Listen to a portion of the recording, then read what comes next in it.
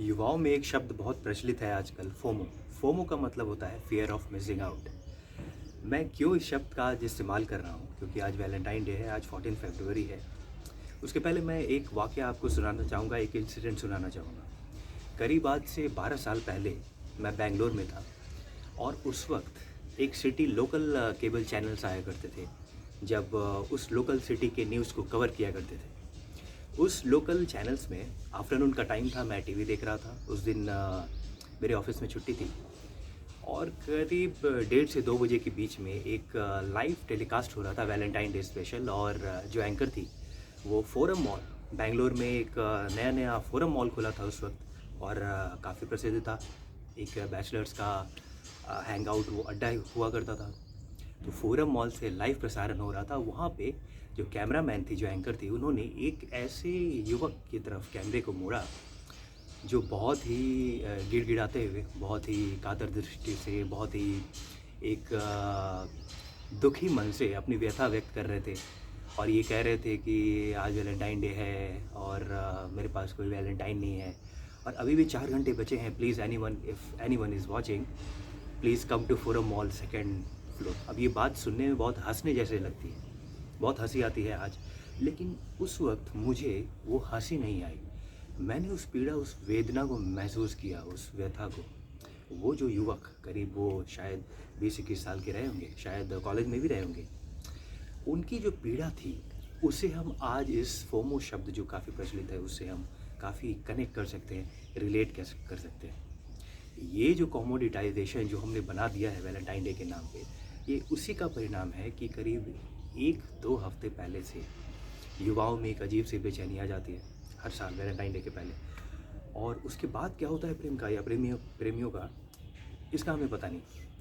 लेकिन उसके 1-2 वीक पहले आप अगर शहर में आप देखेंगे, चाहे वो दिल्ली का कनॉट प्लेस हो या बैंगलोर का ब्रिगेड रोड हो, सभी पागलों की तरह घूमते रहते हैं कि कहीं कोई मिल जाए। और ये, इससे मैं उस इंसिडेंट को जोड़ता हूँ जब वो ये कह रहे थे कि अभी भी मेरे पास 4 घंटे बचे हैं। अब मैं ये जो प्रोग्राम देख रहा था, मैं ये सोच रहा था यार 4 घंटे में क्या कर लोगे तुम? और कोई मिल भी जाए तुम्हें, कोई बात भी कर ले, तुम्हारा पैसा खर्च होगा और तुम 2-3 घंटे बातें करोगे मीठी-मीठी, उसके बाद क्या? कोई ऐसा है कि 3-4 घंटे में कोई तुम्हारे साथ आता है मिलने और तुम्हारी जोड़ी बन जाती है? लेकिन बात उसकी नहीं है, बात वैलेंटाइन डे की है ही नहीं। वो जो एक खालीपन है जिसे हम इस ख़ास दिन चाहते हैं कि वो भर जाए।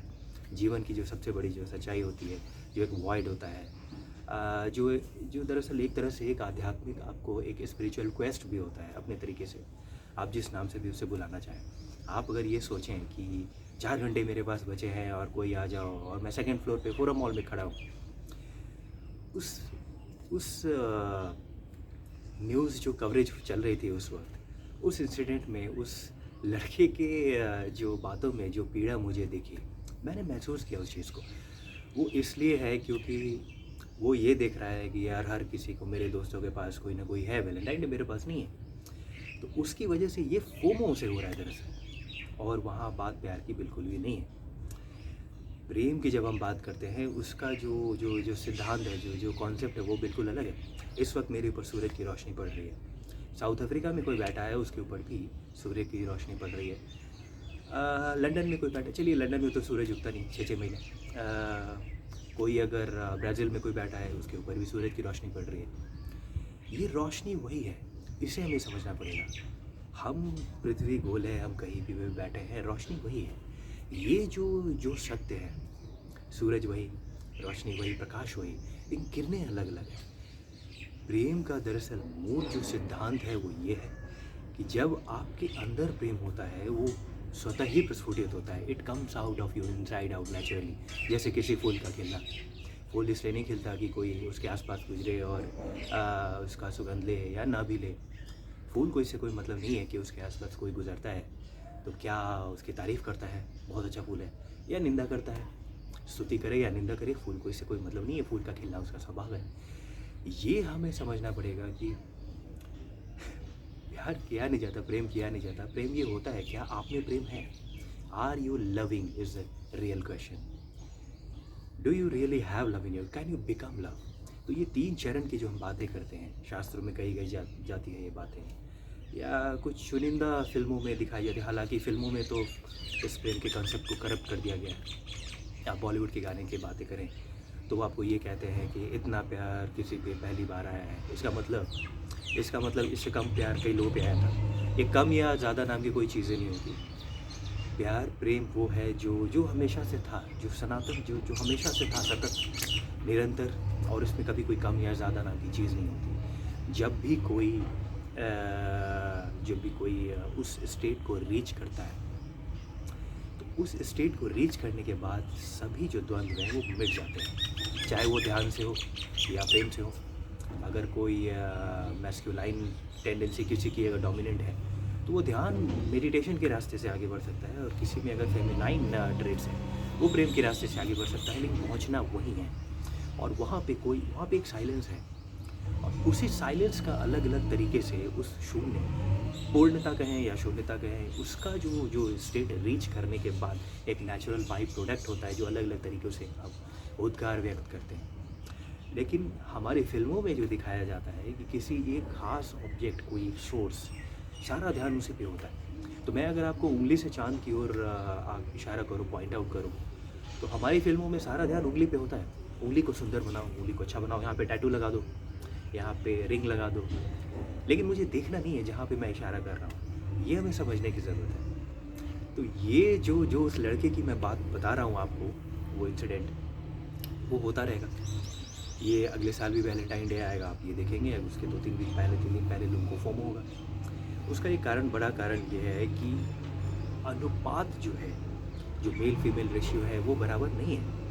वो 1:1 नहीं है कि हर किसी के लिए कोई रिजर्व्ड है, ऐसा हो नहीं सकता। ये हमेशा से एक स्क्यूड रेशियो थी और आगे भी रहेगी। तो फिर अब फिल्मों के स्टाइल से देखा जाए, अगर उस एंगल से देखा जाए, अगर जो लगते, तो हमेशा से एक फाइट होगी, क्लैश होगी, अलग अलग तरीके से एक दूसरे पे आधिपत्य जमाने की भावना होगी।